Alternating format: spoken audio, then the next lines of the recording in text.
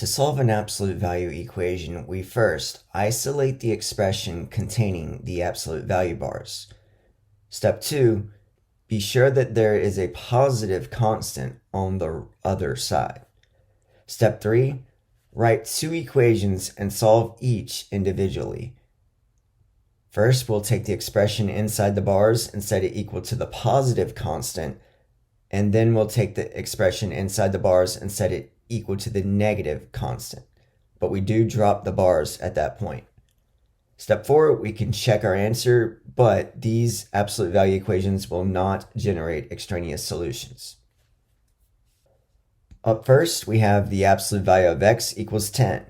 Recognize that the absolute value bars are already by themselves. They've been isolated. At this point, we can split it into two separate equations.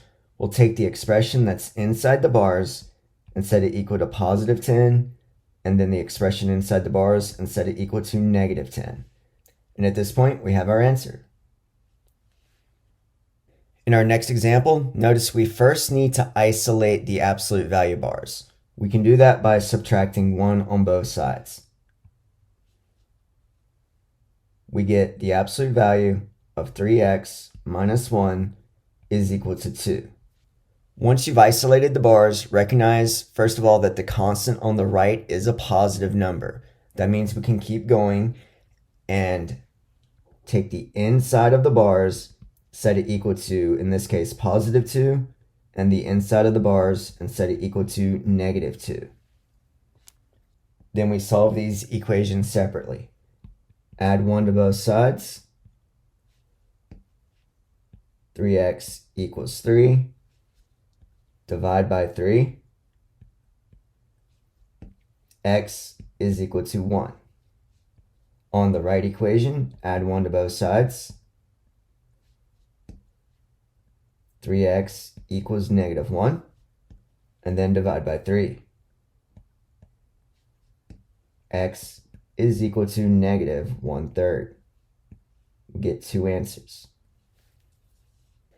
In our final example, we first want to isolate the bars by subtracting 4.